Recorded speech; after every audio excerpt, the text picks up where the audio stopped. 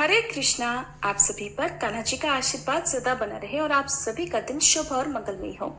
आज आप सुनेंगे कार्तिक मास का 30वां अध्याय, क्योंकि अब कार्तिक मास समाप्त हो रहा है और ऐसे में इसका अगला अध्याय अंतिम अध्याय होगा।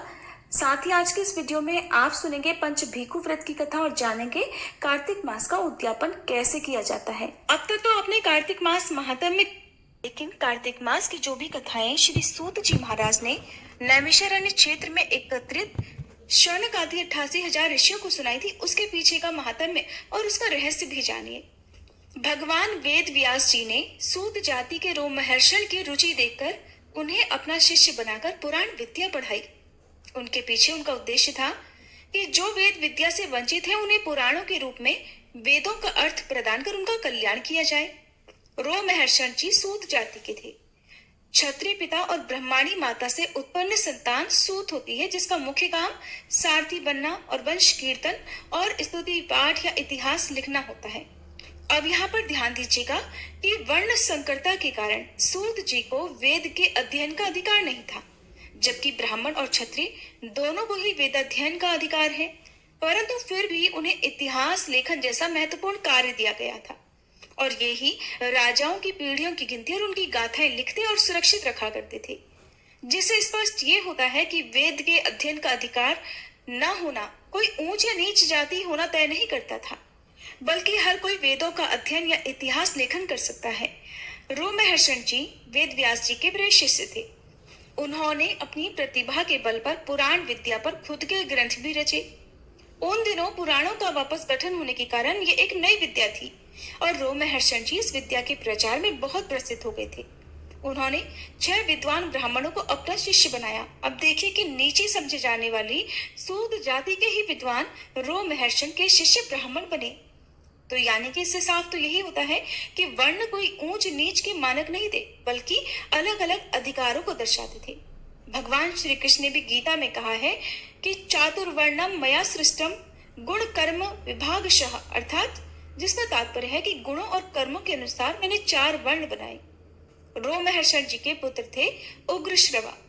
उन्होंने अपने पिता से और पिता के शिष्यों से भी पुराण विद्या पढ़ी, इसलिए उन्हें पुराणों का पिता से भी ज्यादा ज्ञान हो गया था।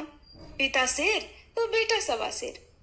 एक बार नैमिषारण्य तीर्थ में हजारों ऋषियों ने एक बहुत बड़ा यज्ञ का आयोजन किया।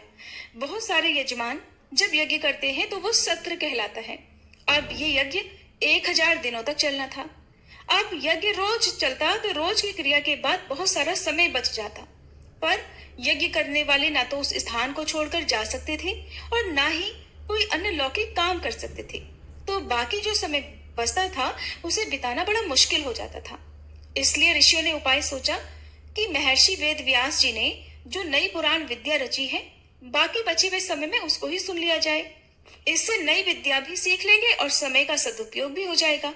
इसलिए बड़े आदर से उन्होंने रोमहर्षण जी को बुलवाया और एक ऊंचा आसन दिया और स्वयं सब नीचे बैठ गए। अब रोमहर्षण जी कथाएं सुनाते, बाकी सब उनकी सुनाई हुई कथा सुनने लगे। रोमहर्षण जी की पुराणों की कथाएं इतनी सुंदर होती थी कि सभी ऋषियों के रोम रोम हर्षित हो जाया करते, इसीलिए उनको रोमहर्षण कहा जाने लगा। यहाँ पर इससे भी पता चलता है कि प्राचीन भारत में जाति से ज्यादा गुणों का ही सम्मान किया जाता था। अब इस बैठक में ऋषि शौनक बीच बीच में प्रश्न किया करते और रोमहर्षण या फिर उग्रश्रवा पुराणों की कथा के द्वारा उत्तर दिया करते। इस तरह संवाद होने से पुराणों का फिर से एक रूपांतर हुआ और रोमहर्षण जी ने वेद व्यास जी के तात्पर्य की रक्षा करते हुए नया ग्रंथन किया। सभा के दौरान एक समय ऐसा आया जब बलराम जी यज्ञ क्षेत्र में पधारे। सभी ऋषियों ने उन्हें नमन किया, पर उस समय ऊंचे व्यास पीठ पर आसीन रोमहर्षण जी ने उन्हें व्यास पीठ से नमन करना उचित नहीं समझा, क्योंकि जब कोई पुराणों का वाचन कर रहा हो उस समय उसे किसी और को प्रणाम नहीं करना चाहिए, ना ही कथाओं को बीच में रोकना चाहिए। ऐसे ही जब हम पूजा करते हैं तो पूजा करते समय केवल भगवान को प्रणाम करना चाहिए। उस समय यदि आपके आसपास कोई बड़ा भी आ जाए तो जब तक आपकी पूजा संपन्न नहीं हो जाती, आप मंदिर में बैठे बैठे दूसरे व्यक्ति को प्रणाम ना करें। आप अपनी पूजा समाप्त करें, उसके बाद ही आपको उठकर वहां से दूसरों को प्रणाम करना चाहिए। बाकी सभी ऋषि मुनियों ने तो बलराम जी को प्रणाम किया, लेकिन बलराम जी ने सोचा कि मेरे सम्मान में इतने बड़े ऋषि मुनि उठकर मुझे प्रणाम कर रहे हैं और ये अपने आसन से हिला तक नहीं। ये समझकर कि कोई अनाधिकारी व्यासपीठ पर उद्दंडता से चढ़ गया है, उन्होंने बिना ऋषियों से पूछे व्यासपीठ पर अस्त्र चलाकर रोमहर्षण जी की हत्या कर दी। इस अन्यायपूर्ण अधार्मिक नरबलि से सारे मंडप में खलबली मच गई। सारे ऋषि मुनि शोक के सागर में डूब गए। सारे ऋषि मुनि शोक के सागर में डूब गए। उस समय ऋषि शौनक बलराम जी से बोले कि आपने ये भयंकर अनर्थ किया है। रोमहर्षण जी भगवान वेद व्यास जी के पुराण शास्त्र पारंगत विद्वान शिष्य थे। भले ही जाति से वो ब्राह्मण नहीं थे, पर ब्राह्मणोचित विद्वता के कारण वे इस व्यास आसन पर बैठने के पात्र थे। व्यास आसन की मर्यादा और सम्मान के लिए रोमहर्षण जी आपके पधारने पर भी नहीं उठे और आपने इसे अपना अपमान समझकर उनकी हत्या कर दी। अब रोमहर्षण जी की हत्या से आपको ब्रह्म हत्या का दोष लगेगा। सिर्फ इतना ही नहीं, आपने साथ में हम ऋषियों और संसार का भी बहुत अहित किया है। उनके वध से पुराण विद्या के लोप होने का भय हो गया है। सुनकर बलराम जी तो महान शोक में डूब गए। फिर बोले, अपने इस महापाप का फल मैं अवश्य ही भोगूंगा, परंतु अब पुराण विद्या की रक्षा के लिए मैं क्या करूं? तब शौनक जी बोले, रोमहर्षण के पुत्र ऋषि उग्रश्रवा को आगे की पुराण कथा के लिए बुलाना होगा। वे भी महान पंडित हैं और हम इस विद्या का लोप कदापि नहीं होने देंगे। बलराम जी शौनक ऋषि के चरणों में गिर पड़े। फिर बोले, हे मुनिवर, आप उग्रश्रवा जी को बुलाकर इस व्यास पीठ पर बैठाइए। मैं उनके आसनासीन होने पर उनसे अपने अपराध की क्षमा याचना करूंगा और ब्रह्म हत्या दोष के निवारण के लिए तीर्थों में घूम घूम कर प्रायश्चित करूंगा। तब ऋषि शौनक ने उग्रश्रवा को बुलवाकर सारी स्थिति उन्हें बताई और फिर उन्हें व्यास गद्दी पर बिठाया। बलराम जी ने अपने अपराध के लिए क्षमा मांगी और प्रायश्चित करने के लिए चले गए। देखिए कैसे अपने गुणों के आधार पर रोमहर्षण जी और उग्रश्रवा ने ब्राह्मण पद प्राप्त किया और श्री बलराम जी पर ब्रह्म हत्या का दोष लग गया। उस समय में प्रतिष्ठा प्राप्त करने और विद्या करने में जाति बाधक नहीं हुआ करती थी। फिर ऋषि उग्रश्रवा ने पुराण सुनाना आरंभ किया। अब सुनिए पंच भीखु व्रत की कथा। एक बार किसी गांव में एक साहूकार था और उसके एक बेटा और बहू भी थे। बहू कार्तिक माह में रोज सवेरे उठकर गंगा स्नान के लिए जाती थी। सुबह जल्दी जाते समय वह किसी भी पराये पुरुष का मुंह नहीं देखती थी। एक राजा का बेटा भी सुबह सवेरे गंगा स्नान के लिए जाता था और वह हैरान होता कि मैं इतनी जल्दी उठता हूँ स्नान के लिए, लेकिन कोई है जो मुझसे भी जल्दी उठकर स्नान कर लेता है। कार्तिक माह के 5 दिन बचे थे कि एक दिन साहूकार की बहू तो स्नान करके वापस जा रही थी और उसी समय राजा का बेटा स्नान करने के लिए नदी के किनारे आ रहा था। आवाज सुनकर बहू जल्दी जल्दी जाने लगी, लेकिन जल्दबाजी में उसकी माला मोजड़ी छूट गई। राजा के बेटे ने बहू की माला मोजड़ी उठा ली और सोचने लगा कि जिस स्त्री की ये माला मोजड़ी इतनी सुंदर है, वह स्त्री खुद कितनी सुंदर होगी। उसने पूरे गांव में घोषणा करवा दी कि जिसकी ये माला मोजड़ी है वह 5 रात मेरे पास आएगी। जल्दी ही राजकुमार को पता चल गया कि ये तो साहूकार की बहू की माला मोजड़ी है। जब बहू को ये बात पता चली तो साहूकार के बेटे की बहू ने कहलवा दिया कि मैं 5 रात आऊंगी, लेकिन किसी को साख भरने बिठा देना। राजा के बेटे ने एक तोते को पिंजरे में बंद करके गंगा किनारे पेड़ पर टांग दिया। बहू सुबह के समय आई, पहली पैड़ी पर पैर रखा और बोली, हे कार्तिक के ठाकुर राई दामोदर, 5 पांडु, छठे नारायण, भीखम राजा, उस पापी को नींद आ जाए। राजा के बेटे को नींद आ गई। बहू नहा धोकर चलने लगी तो तोते से जाते जाते बोली, सुआ सुआ, तेरे गल डालूंगी हीरा, मेरी साख भरियो मेरे वीरा। सुआ बोला, कोई वीर भी साख भरता है क्या? तो वह बोली, सुआ सुआ, तेरे पग घालूंगी नेवर, साख भरियो मेरे देवर। सुआ ने कहा, ठीक है भाभी, मैं तेरी साख रखूंगा। वो तो कहकर चली गई। इधर राजा का बेटा हड़बड़ाकर उठा और सुआ से पूछा, सुआ सुआ, वह आई थी क्या? कैसी दिखती थी? सुआ बोला, आभा की सी बिजली, होली की सी झल, केला की सी कामिनी, गुलाब का सा रंग। अगले दिन तो राजा के बेटे ने सोचा कि आज मैं अपनी उंगली में चीरा लगाकर बैठूंगा, इससे मुझे नींद नहीं आएगी। अगले दिन राजकुमार अंगुली चीर कर लेट गया। बहू फिर आई और भगवान से उसी तरह प्रार्थना करने लगी। राजकुमार को फिर से पहले की तरह नींद आ गई। बहू स्नान करके फिर से वापस चली गई। सुबह राजकुमार ने तोते से फिर पूछा। तोते ने वही सारी बातें दोहरा दी। अब की बार राजकुमार बोला कि मैं तो आज रात में आंखों में मिर्ची डालकर बैठूंगा, और रात में वह मिर्ची डालकर बैठ गया। बहू फिर आई और प्रार्थना की, जिससे राजकुमार को पहले की तरह नींद आ गई। राजकुमार ने अब फिर तोते से बहू के आने की बात पूछी तो उसने फिर से वही बातें दोहरा दी। राजकुमार अब की बार सोचने लगा कि आज मैं बिना बिस्तर के ही बैठूंगा, और रात को वह बिना बिस्तरे के बैठ गया। अगली सुबह जब वह स्नान करने आई तो बहू ने फिर से भगवान से प्रार्थना की और राजकुमार को फिर नींद आ गई। जब बहू स्नान कर जाने लगी तो आंखें बंद करके चली गई। राजकुमार जब उठा तो वह जा चुकी थी। राजकुमार फिर से सोच में पड़ गया और सोचने लगा कि आज मैं अंगीठी जलाकर बैठूंगा, जिससे नींद नहीं आएगी। फिर वह रात को अंगीठी जलाकर बैठ गया। साहूकार की बहू आई और वह भगवान से प्रार्थना करने लगी कि प्रभु, हे ठाकुर जी, आपने 4 रातें तो निकाल दी, अब ये रात और बची है, इस आखिरी रात को भी निकाल दो। ठाकुर जी ने उसकी बात रख ली और राजकुमार को नींद आ गई। जब बहू स्नान कर जाने लगी तो तोते से बोली कि सुबह सुबह इस पापी को कह देना कि 5 रातें पूरी हो चुकी हैं, अब वह मेरे मोतियों की माला मेरे घर भिजवा दे। अगली सुबह राजकुमार की आंख खुली तो उसने तोते से पूछा, क्या वह आई थी? तोते ने कहा, हाँ आई थी, और उसने अपनी माला मोजड़ी मंगवाई है। ये सुनकर राजकुमार सोचने लगा कि वह तो सच्ची थी, तभी तो भगवान ने भी उसका सत्य रखा। कुछ समय के बाद राजकुमार को कोढ़ हो गया। राजा ने ब्राह्मण को बुलाकर पूछा कि मेरे बेटे का शरीर क्यों जल रहा है। तब ब्राह्मण ने सारी बातें विस्तार से राजा को बताई कि इसने क्या किया था। ब्राह्मण ने कहा कि इसने पतिव्रता स्त्री पर बुरी नजर डाली थी, इसलिए यह इस रोग से पीड़ित हुआ है। राजा ने इसके ठीक होने का उपाय पूछा तो ब्राह्मण ने कहा कि अगर यह उस साहूकार की बहू को धर्म की बहन बनाए और रोज उसके नहाए हुए जल से स्नान करे तभी ठीक हो सकता है। राजा साहूकार की बहू की माला लेकर साहूकार के घर गया और बोला कि ये माला आपके पुत्र वधू की है, इसे रख लीजिए और आपकी बहू के नहाए हुए जल से मेरे बेटे को नहला दीजिए। साहूकार बोला कि मेरी बहू तो किसी पराये पुरुष का मुंह तक नहीं देखती, आप उसे इस नाली पर बिठा दीजिए। जब वह ऊपर नहाएगी तब नीचे इस नाली के पानी से आपका पुत्र नहा लेगा।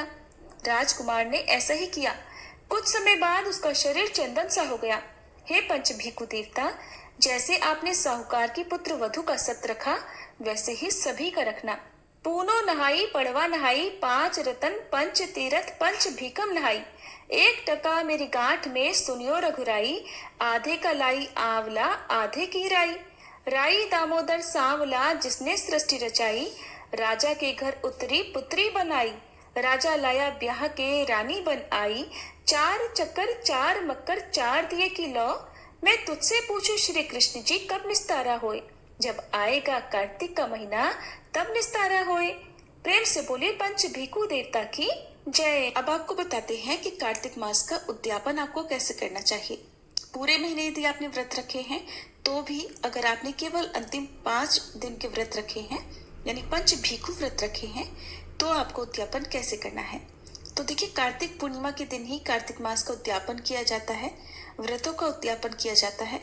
तो इस दिन पहले तो आप अपने घर की अच्छे से साफ सफाई करें। जिस तरह से आप नियमित पूजा करते आए हैं, जिन जिन नियमों का पालन करते आए हैं, उस दिन भी आपको उसी तरह से नियमों का पालन करना है और पूर्णिमा के दिन भी आपको उपवास रखना है, क्योंकि उद्यापन में दान करना अनिवार्य होता है। बिना दान के उद्यापन अधूरा रहता है, पूर्ण नहीं माना जाता। तो आपकी जैसी सामर्थ्य हो उसके अनुसार आप इस दिन दान में दी जाने वाली सामग्री या जो वस्तुएं हैं वो आप पहले से इकट्ठा कर लें। जैसे आप कच्चे अनाज का दान कर सकते हैं। आज के दिन अपने घर पर किसी वैष्णव को, किसी ब्राह्मण देवता को आमंत्रित करके उन्हें सात्विक भोजन कराकर, दान दक्षिणा देकर या वस्त्र देकर, खड़ाऊ देकर, जूते चप्पल आदि देकर उन्हें आप विदा कर सकते हैं।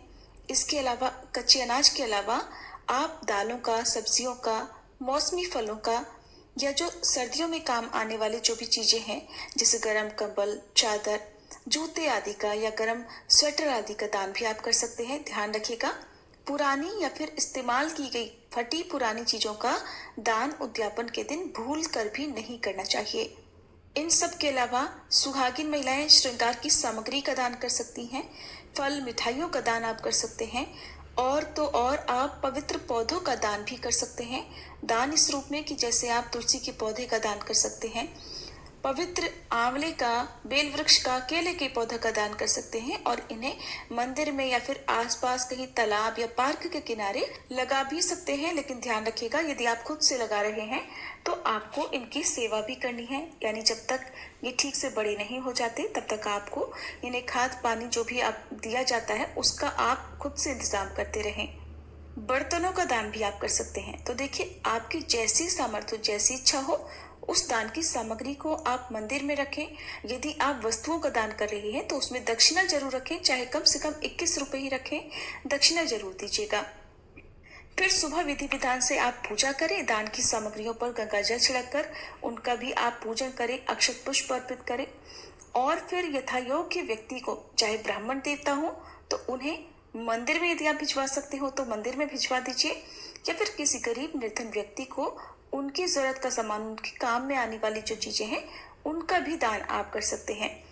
जो सुहागिन महिलाएं हैं, श्रृंगार की सामग्री यदि दान कर रही हैं तो जो श्रृंगार की सामग्री आप दान करने जा रही हैं उनमें से 1 या 2 चीजें अपने लिए भी आप आशीर्वाद रूप में रख लें, बाकी चीजों का आप दान कर सकते हैं।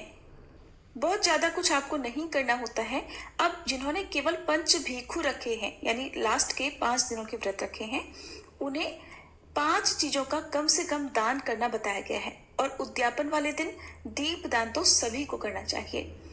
जो लोग पूरे साल भर दीपदान नहीं कर पाते हैं, ऐसे में आप कार्तिक पूर्णिमा के दिन भी 365 बाती का दिया बनाकर दीपदान कर सकते हैं। ऐसे में आपको पूरे साल भर में किए गए दीपदान का पुण्य केवल एकमात्र कार्तिक पूर्णिमा के दिन ही प्राप्त हो जाएगा।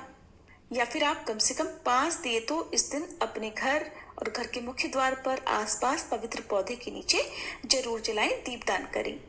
तो कार्तिक पूर्णिमा के दिन आप सुबह पूजा करें, अपनी अपनी सामर्थ्य के अनुसार दान दक्षिणा रखें और सच्चे मन से भगवान श्री कृष्ण, भगवान विष्णु या जिन भी देवी देवता का आपने इस पूरे मास में पूजन किया है, तुलसी माता से सबसे इस महीने में यदि पूजा में, व्रत में, नियमों में कोई कमी रह गई हो तो उसका दोष आपको ना लगे, इसके लिए सच्चे मन से क्षमा याचना जरूर करें।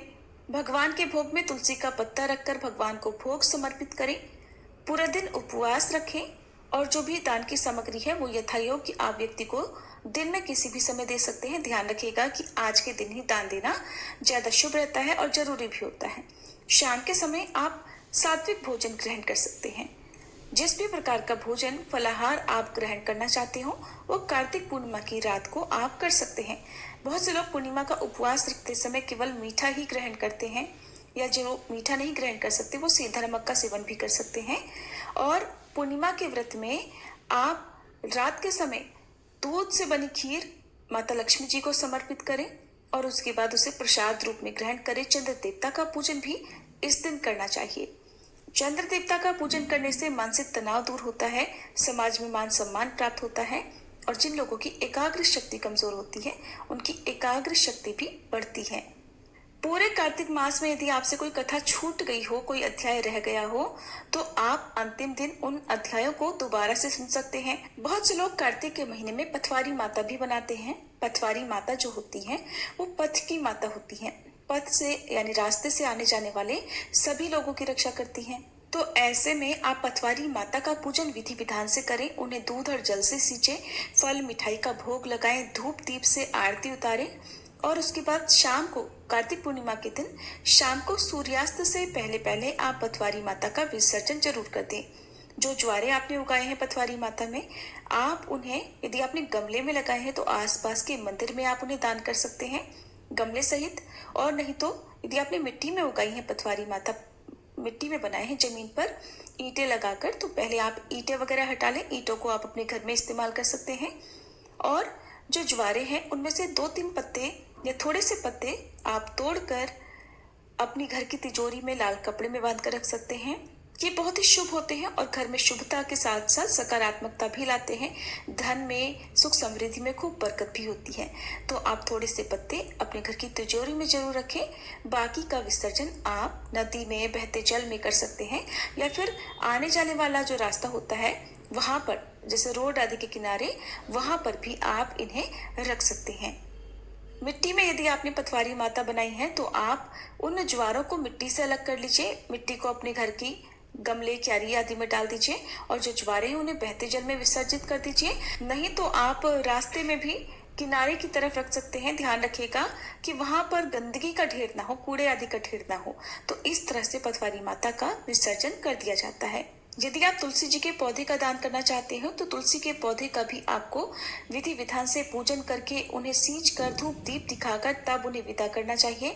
क्योंकि आज के दिन भी कुछ लोग जो तुलसी विवाह देवउठान एकादशी के दिन नहीं कर पाए हो, वो देवउठान एकादशी के अलावा कार्तिक पूर्णिमा के दिन भी तुलसी जी का विवाह शालिग्राम भगवान जी के साथ कराते हैं। तो शालिग्राम भगवान जी के साथ यदि आप विवाह करा रहे हैं तो आप तुलसी जी का विधिवत 16 श्रृंगार करके ही उन्हें विदा करें। साथ में फल, दक्षिणा, मिठाई, वस्त्र आदि भी जिनको भी आप ये दान में दे रहे हैं उन्हें आप जरूर दीजिएगा। माताएं बहनें जिन्होंने भी कार्तिक मास के व्रत रखे हैं, यदि पीरियड्स होने के कारण खुद से उद्यापन करने में समर्थ नहीं है तो आप उद्यापन करने के लिए अपने ही परिवार के किसी भी सदस्य से सहायता ले सकती हैं। आप उन्हें विधि बताते जाइएगा और वे आपके हिस्से का जो उद्यापन है वो कर लेंगे, जिससे आपको और उन सदस्य को भी इसका पुण्य मिलेगा। ये थी आज की वीडियो। अब सुनिए तुलसी चालीसा पाठ और तुलसी माता की आरती।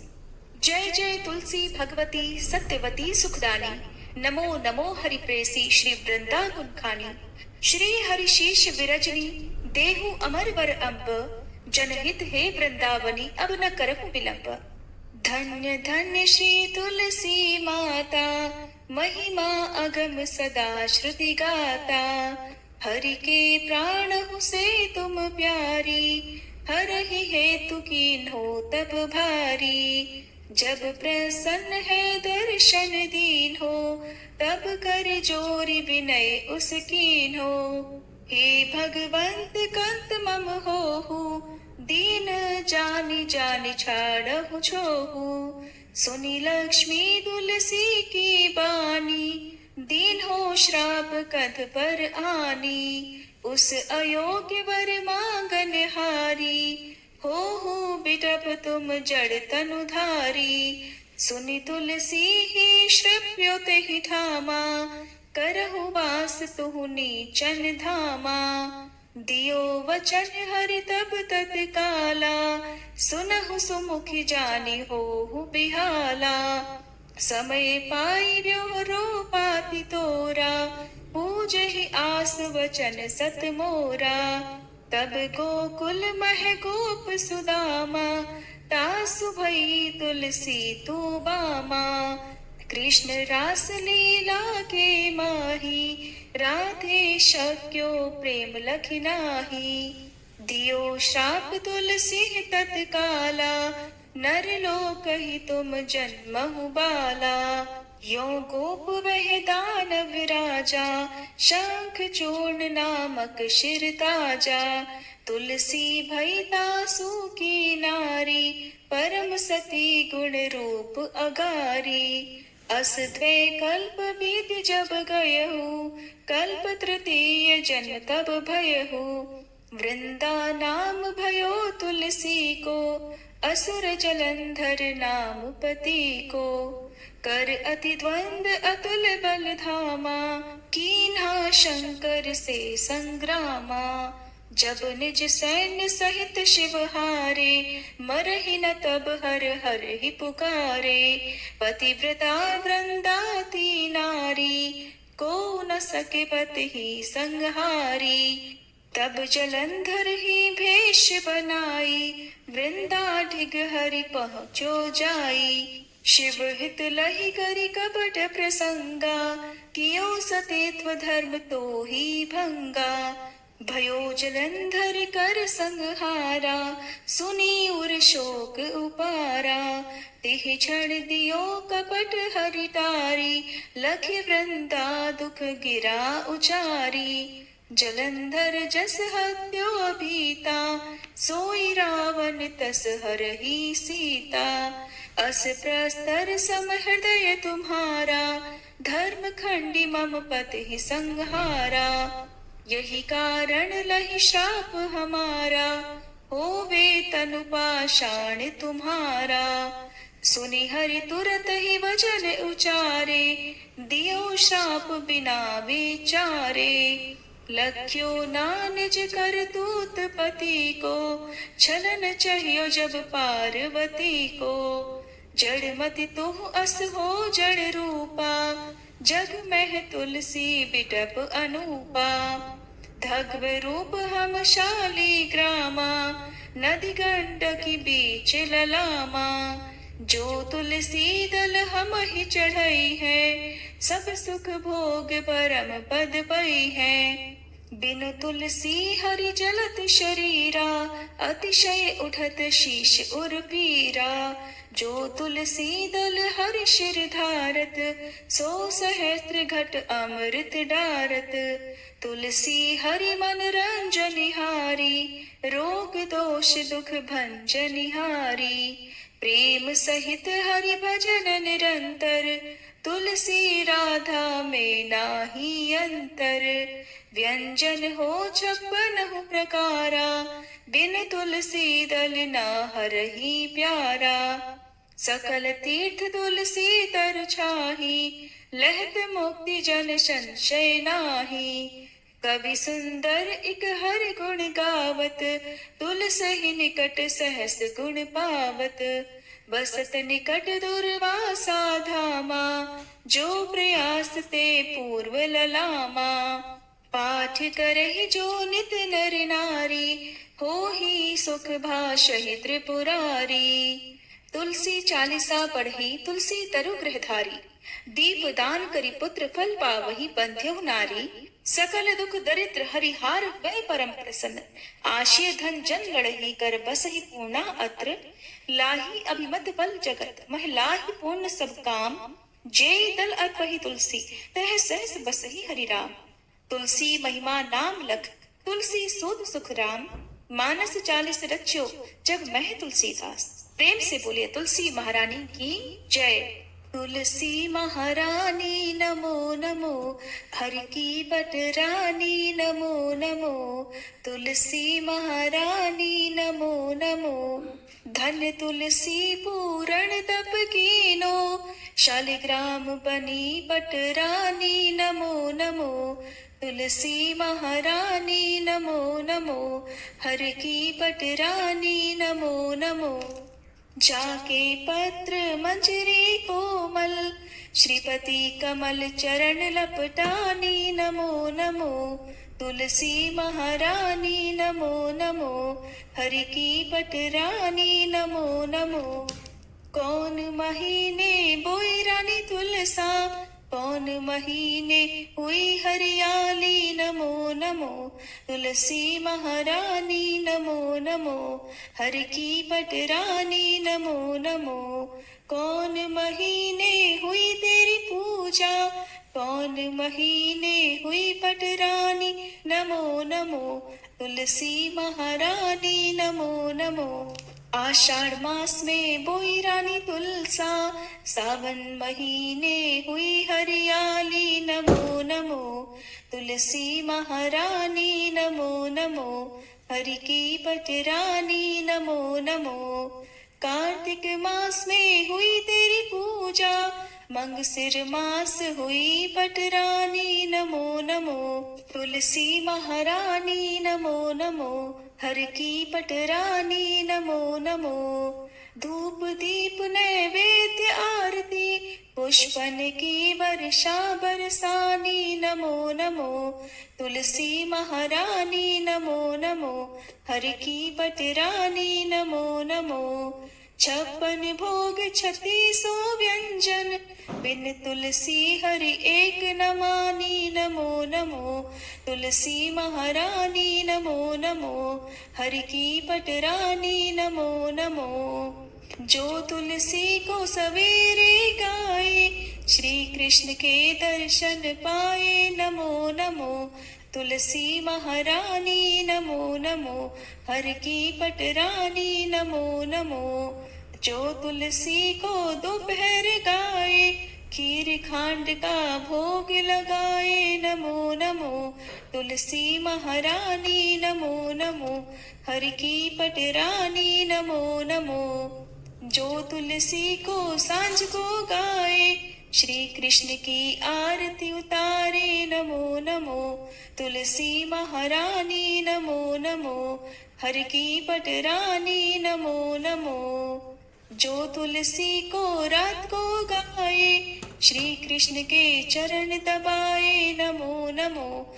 तुलसी महारानी नमो नमो, हर की पटरानी नमो नमो। सब सखी मैया तेरो यश गावे, भक्ति दान दी जय महारानी नमो नमो। तुलसी महारानी नमो नमो, हर की पटरानी नमो नमो। तुलसी महारानी नमो नमो, हर की पटरानी नमो नमो।